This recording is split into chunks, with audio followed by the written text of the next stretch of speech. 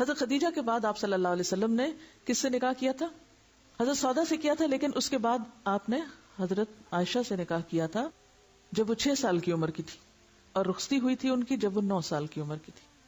حضرت عائشہ کون تھی؟ حضرت ابوبکر صدیق کی بیٹی تھی۔ جس طرح اللہ تعالی نے حضرت مریم کے پاس فرشتہ بھیجا تھا اور اس نے آ کے خوشخبری دی تھی، اے مریم اللہ نے تجھ کو چن لیا، اسی طرح نبی صلی اللہ علیہ وسلم کو خواب میں دکھایا گیا تھا۔ جبریل علیہ السلام حضرت عائشہ کو ریشم میں لپیٹ کر آپ کے سامنے انہوں نے پیش کیا تھا، یہ اللہ کے حکم سے نکاح ہوا تھا۔ اس میں وہ ساری خرافات اور باتیں کہ اتنی چھوٹی لڑکی سے شادی کر لی اور پھر رخصتی ہوئی اور یہ کیا ہوا اور کیوں ہوا، اس میں حضرت عائشہ کی رضامندی بھی شامل ہے، اللہ تعالیٰ کی طرف سے حکم بھی ہے، جبریل علیہ السلام آپ کو دکھا بھی رہے ہیں، یہ سب اللہ کا فیصلہ ہے۔ اور 9 سال کی عمر میں وہ اتنی میچور ہیں کہ بڑی بڑی عمر رسیدہ خواتین کو پیچھے چھوڑ جاتی ہیں علم و حکمت میں۔ اور پھر آپ دیکھیے کہ چونکہ حضرت ابوبکر کی بیٹی، اور آپ کو معلوم حضرت ابوبکر مکہ کے ان گنے چنے چند لوگوں میں سے تھے جو پڑھے لکھے تھے، لٹریٹ پرسن تھے، انٹلیکچوئل پرسن تھے مکہ کے، اور انہی سے ان کی بیٹی نے بھی پھر آگے لکھنا پڑھنا سیکھا تھا۔ یہ آج کی اصطلاح میں انتہائی اعلیٰ تعلیم یافتہ گھرانہ تھا جس کی ایک بیٹی پیغمبر کی نکاح میں آ رہی ہے۔ عورتیں تو اور بھی بہت تھیں، حضرت عائشہ ہی سے نکاح کیوں اور اس عمر میں نکاح کیوں؟ یہ ہم سب جانتے ہیں کہ زندگی کے ابتدائی سال سیکھنے کے لیے انتہائی مفید ہوتے ہیں۔ کہتے ہیں نا کہ چھوٹے بچوں کا ذہن جو اسپنج کی طرح ہوتا ہے، ہر چیز جذب کرتا چلا جاتا ہے۔ جتنی بھی اور خواتین تھیں حضرت عائشہ رضی اللہ تعالیٰ عنہا کے علاوہ، وہ سب پہلے سے شادی شدہ تھیں یا پھر میچور تھیں یا ان کا ایک ذہنی سانچہ بن چکا تھا، جبکہ حضرت عائشہ رضی اللہ تعالیٰ عنہا نے دور اسلام ہی میں آنکھ کھولی، ابوبکر جیسے باپ کو پایا جو کہتے ہیں کہ ایک دن ایسا نہیں گزرتا تھا جب میں نے آپ صلی اللہ علیہ وسلم سے ملاقات نہ کی۔ حضرت عائشہ کہتی ہے کہ ایک دن نہیں ایسا ہوتا تھا جب آپ ہمارے گھر نہیں آتے تھے۔ دن رات حضرت ابوبکر صدیق اور حضور صلی اللہ علیہ وسلم کی ایک طرح سے رفاقت تھی، اور وہ اپنے باپ کے ساتھ آپ صلی اللہ علیہ وسلم کے سارے طریقوں کو دیکھ رہی ہیں، سارا دور ان کے سامنے ہے۔ پھر جب وہ نکاح کے بعد آپ کے ساتھ آتی ہیں تو دن اور رات آپ کے ساتھ ہیں، ایک طرح سے مسجد نبی کے ساتھ حجرہ ہے، سب کچھ سیکھ رہی۔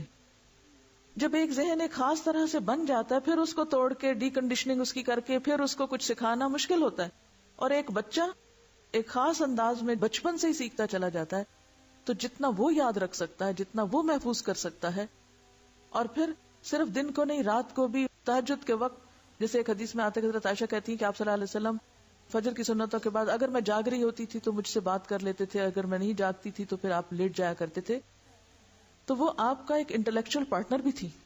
کتنی بے شمار حدیثیں ہیں جس میں حضرت عائشہ رضی اللہ تعالیٰ عنہ سوال کر رہی ہیں، کوسچنز کر رہی ہیں، اور پھر لوگ حیران ہوتے تھے کہ آپ کے پاس اتنا علم کہاں سے آیا۔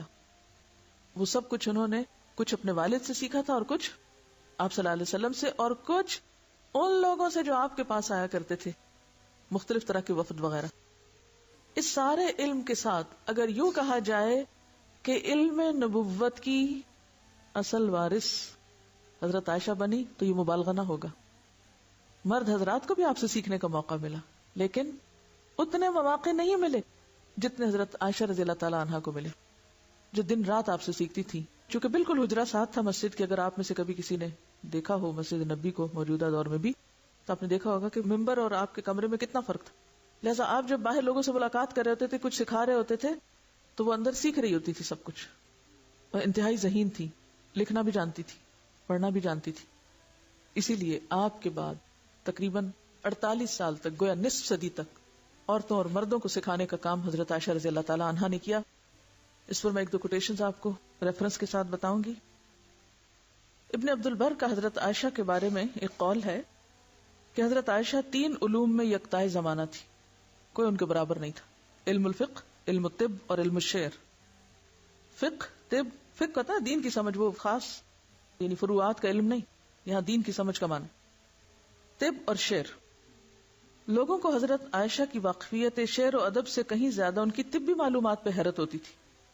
ابن ابی ملیکہ نے آپ سے کہا کہ آپ کی شاعری پر ہمیں تعجب نہیں ہوتا، آپ کی شاعری پہ ہمیں تعجب نہیں ہوتا، کیونکہ آپ حضرت ابوبکر کی بیٹی اور یہ ان کا ادبی ذوق تھا، تو وہ آپ نے ان سے لیا جن کی فصاحت و بلاغت مانی ہوئی تھی۔ لیکن طب آپ نے کہاں سے سیکھ لی؟ یہ اتنی طبی چیزیں آپ کو کہاں سے معلوم ہے؟ جواب دیا کہ حضور صلی اللہ علیہ وسلم کو جب کوئی تکلیف لاحق ہوتی تو باہر سے حاضر ہونے والے وفود اس کا علاج بتاتے تو میں اس کو یاد کر لیتی تھی. آپ کی حساب دانی کا یہ حال تھا کہ اکابر صحابہ آپ سے میراث کے مسائل دریافت کرتے تھے. بہترین میتھمیٹیشین بھی تھی. حضرت ابو موسیٰ اشعری نام سنا ہوا؟ صحابی ہے نا، یہ بہت فقیہ اور عالم صحابی ہیں. حضرت عائشہ کے علم و فضل کے متعلق اپنا اور اپنے جیسے دوسرے ساتھیوں کا تجربہ بیان کرتے ہیں.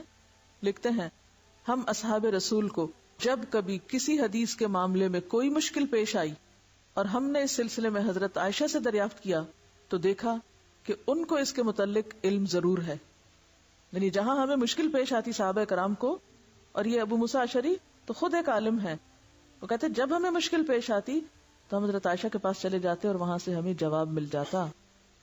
پھر اسی طرح عروہ بن زبیر وہ کہتے ہیں میں نے حضرت عائشہ سے زیادہ قرآن اور فرائض، حلال اور حرام، شعر و ادب کی تاریخ اور ان کے حسب نسب کو جاننے والا کسی اور کو نہیں پایا.